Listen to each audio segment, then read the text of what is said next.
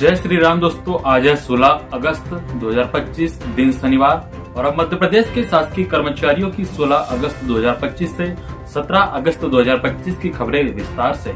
इससे पहले अगर आप हमारे चैनल पर नए हैं तो चैनल को जरूर सब्सक्राइब करें और कमेंट कर बताएं कि आप वीडियो कहां से देख रहे हैं।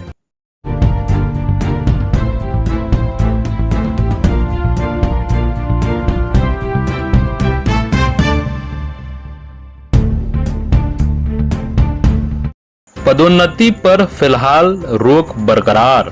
कर्मचारियों की पदोन्नति के नए नियमों को लेकर दायर याचिका पर मध्य प्रदेश हाई कोर्ट में सुनवाई हुई। राज्य सरकार की ओर से कोर्ट में समय मांगा गया, जिसके पीछे कारण बताया गया कि सुप्रीम कोर्ट के वरिष्ठ अधिवक्ता CS वैद्यनाथन और तुषार मेहता को हाई कोर्ट में बहस के लिए नियुक्त किया गया है। सरकार ने कोर्ट से निवेदन किया कि चूंकि दोनों वरिष्ठ अधिवक्ता राज्य सरकार का पक्ष रखेंगे, इसलिए उन्हें तैयारी के लिए समय दिया जाए। चीफ जस्टिस की डिवीजन बेंच ने यह मांग स्वीकार करते हुए अगली सुनवाई के लिए 9 सितंबर की तारीख तय की है। अगली सुनवाई तक प्रदेश में कर्मचारियों की पदोन्नति पर रोक बरकरार रहेगी। याचिकाकर्ता के अधिवक्ता सुयस मोहन गुरु ने बताया कि चीफ जस्टिस ने यह भी कहा कि सरकार द्वारा जो चार्ट पेश किया गया है वह स्पष्ट नहीं करता कि आंकड़े जनगणना के आधार पर है या फिर सेवाओं में कार्यरत कर्मचारियों के प्रतिनिधित्व के आधार पर। इस पर कोर्ट ने तुलनात्मक वस्तु स्थिति स्पष्ट रूप से प्रस्तुत करने के निर्देश दिए हैं। इसके अलावा हाईकोर्ट ने यह भी कहा है कि नई पॉलिसी में सुप्रीम कोर्ट के निर्देशों का पालन हुआ है या नहीं, यह भी बताया जाए। एक साल में 19% तक बढ़ सकता है महंगाई भत्ता। भले ही अभी आधा वित्तीय वर्ष ना बीता हो, पर सरकार ने 2026-27 के बजट की तैयारी प्रारंभ कर दी है। अभी कर्मचारियों को 55% की दर से महंगाई भत्ता मिल रहा है, जो अगले साल बढ़कर 74% तक पहुंच जाएगा। यानी एक साल में 19% तक महंगाई भत्ता की वृद्धि होने की संभावना है। इसके हिसाब से सभी विभागों को स्थापना व्यय की गणना करने के निर्देश दिए गए हैं। प्रदेश सरकार पहली बार एक साथ 3 वर्ष की वित्तीय आवश्यकताओं का आकलन करके बजट तैयार कर रही है। इसे देखते हुए वित्त विभाग ने कहा है कि वे स्थापना का आकलन भी उसी हिसाब से करते हुए बजट प्रस्ताव तैयार करें। वर्ष 2026-27 के लिए कर्मचारियों के महंगाई भत्ते में संभावित वृद्धि को देखते हुए 74% की दर से स्थापना व्यय की गणना करने के लिए कहा गया है।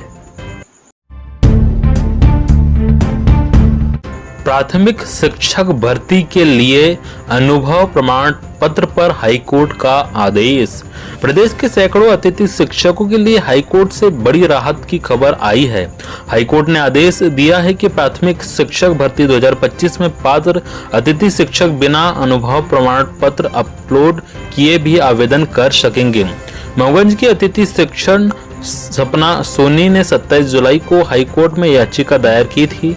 इसमें कर्मचारी चयन मंडल द्वारा आवेदन के समय अनुभव प्रमाण पत्र अपलोड करने की अनिवार्यता को चुनौती दी गई थी।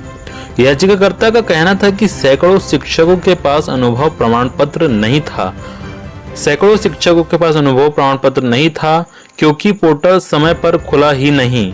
अदालत ने याचिकाकर्ता की दलीलों को स्वीकार करते हुए कहा कि भर्ती प्रक्रिया याचिका के अंतिम निर्णय के अधीन रहेगी। मध्य प्रदेश के सभी कर्मचारियों को सशर्त पदोन्नति दीजिए। राज्य शासकीय कर्मचारी अधिकार संरक्षण संघ ने आरोप लगाया है कि मध्य प्रदेश राज्य में लोक सेवकों के पदोन्नति संबंधी वैधानिक अधिकार को न्यायालय चक्र में फंसाकर राज्य के तृतीय चतुर्थ श्रेणी सहित लाखों कर्मचारी को पदोन्नति के वैधानिक अधिकार से विगत 8 से 10 सालों से बंद कर रखा है।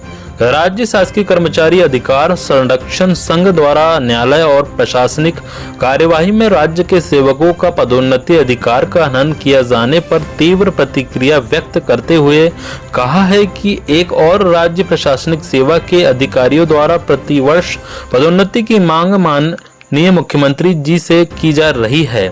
राज्य के समस्त कर्मचारियों को उनकी पात्रता और उनके कार्य कुशलता चरित्रावली के आधार पर प्रतिवर्ष डीपीसी समिति की बैठकों का आयोजन कर पात्रता अनुसार पदोन्नति दिए जाने के प्रावधान ठंडे बस्ते में डाल दिए हैं। वहीं अजाक्स और सपाक्स जातिगत कर्मचारी सेवा संघ द्वारा न्यायालय में लगाए गए प्रकरणों की आड़ में राज्य सरकार मूक दर्शक बनकर राज्य के सेवकों की पदोन्नति अधिकारों से वंचित होने की आर्थिक दुर्दशा पूर्ण कार्यवाही को देख रही है। 6 मंत्रालयों की राय, क्रीमी लेयर में रखे ग्रुप ए वेतन पाने वाले। केंद्र सरकार अन्य पिछड़ा वर्ग समुदाय के विभिन्न वर्गों के बीच आरक्षण का लाभ पहुंचाने के लिए एक ऐसे प्रस्ताव पर विचार कर रही है जो विभिन्न केंद्रीय और राज्य सरकारों, सार्वजनिक क्षेत्रों के उपक्रमों, विश्वविद्यालय और निजी क्षेत्रों के कर्मचारियों के बीच क्रीमी लेयर के मामले में समतुल्यता स्थापित करता हो। यानी जो लोग इन संगठनों में कार्यरत है और पद एवं वेतनमान के मामले में क्रीमी लेयर वाली आय सीमा में आते हैं, उन्हें क्रीमी लेयर के दायरे में लाया जा सकता है। दरअसल सरकार मौजूदा समय में अन्य पिछड़ा वर्ग क्रीमी लेयर का दायरा बढ़ाकर नए मानदंड लागू करना चाहती है ताकि ओबीसी आरक्षण का लाभ समाज के निचले तबके तक पहुंच सके और इस समुदाय के संपन्न या उच्च पदों पर मौजूद लोगों को इससे बाहर किया जा सके। सूत्रों के हवाले से रिपोर्ट में कहा गया है कि आय बहिष्करण मानदंड लागू करने और समतुल्यता स्थापित करने के प्रस्ताव पर केंद्र सरकार गंभीरता से विचार कर रही है।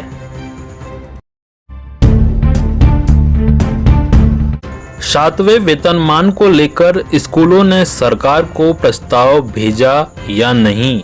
अनुदान प्राप्त अशासकीय शिक्षण संस्थाओं के शिक्षकों और कर्मचारियों को सातवें वेतनमान का भुगतान न करने के मामले में हाईकोर्ट ने पूछा है कि इस बारे में शिक्षण संस्थाओं द्वारा सरकार को प्रस्ताव भेजा गया है या नहीं। चीफ जस्टिस संजीव सचदेवा और जस्टिस विनय सराफ की डिवीजन बेंच ने इस बारे में मध्य प्रदेश माध्यमिक शिक्षक संघ को 4 सप्ताह में ब्यौरा पेश करने को कहा है। सुनवाई के दौरान लोक शिक्षक संचालनालय आयुक्त शिल्पा गुप्ता वीडियो कॉन्फ्रेंसिंग के जरिए शामिल हुई।